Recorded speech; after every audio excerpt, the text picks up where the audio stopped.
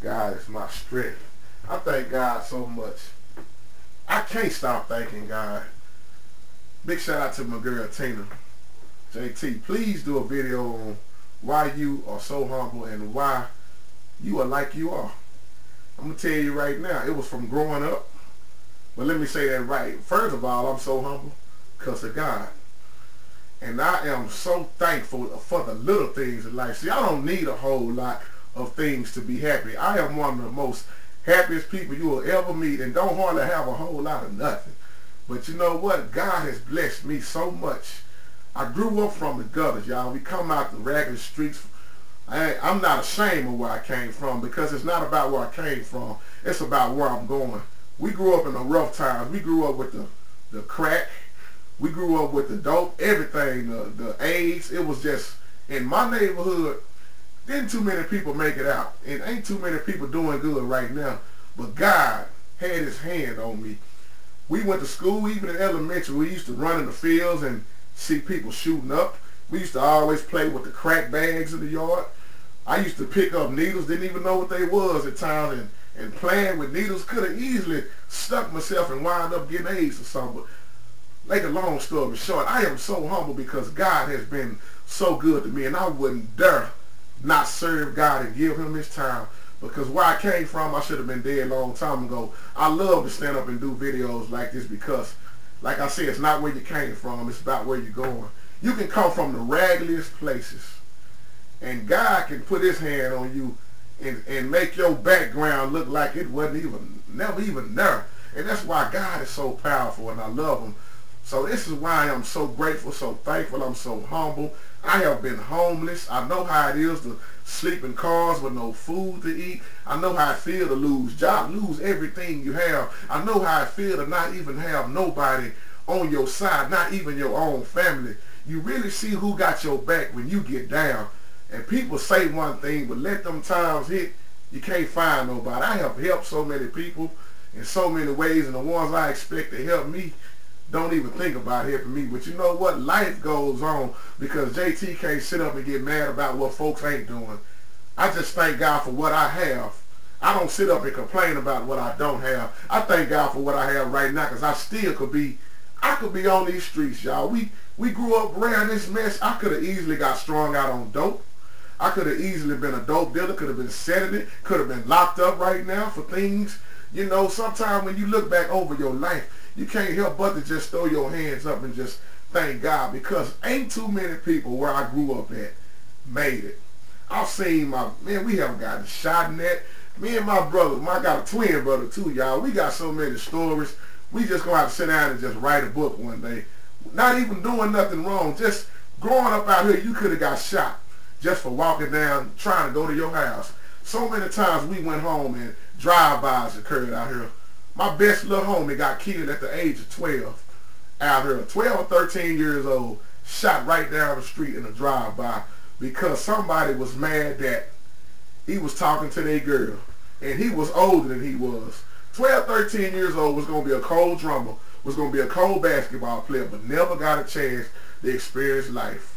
And see, where we grew up at, why I'm saying is because where I grew up at really made me humble. It wasn't nothing positive going on. I used to tell my mom, we not going to make it out of here. I used to have dreams of me getting killed or me dying on the streets because that's all we had around us. And my mom used to just pray. My grandma used to just pray because it was terrible out here. She would say, you're going to be all right. And all I had to hold on to was God and music. This is why I love music so much because if I wasn't doing music, I'd rather been dead back then because God had a plan for me. He didn't want me to go. That's why I stand up here and tell people I have no shame about where I came from. I done slept in churches.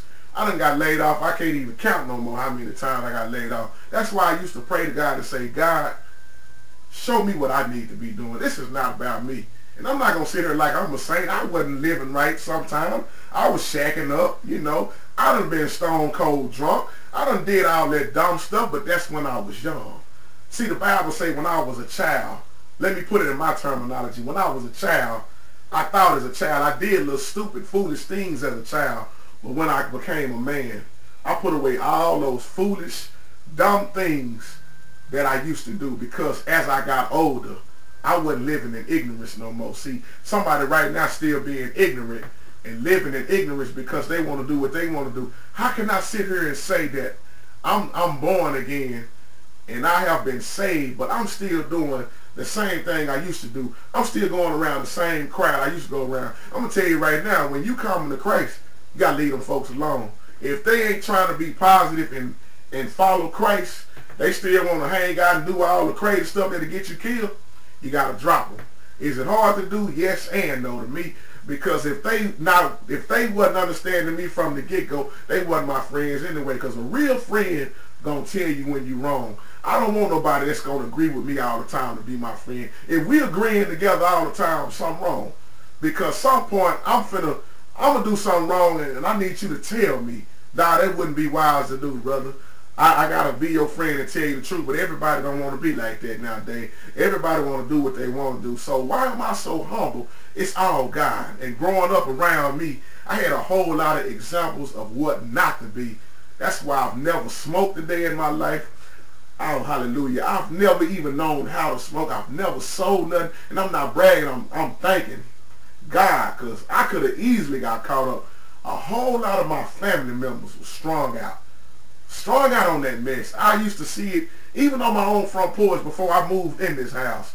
I came in this house watching the man tying up, running dope through his arm. But you know what I did? I talked to him. I didn't get mad.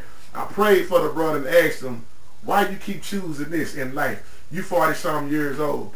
I could have easily got hooked on that and said, hey, brother, let me shoot that in my arm to see what I feel like. Because all they said it takes is one time. But see, the power, ooh, hallelujah. The power of God that I have in me won't allow me to do those foolish things. And not saying they foolish to those people, but if that's your choice you choose, I pray for you, because it's going to lead you to hell if you ain't careful. You got to make a change in life. So I am so thankful because of everything that I've been through. And it's just not even a fourth of what I've been through. I can write a book, y'all.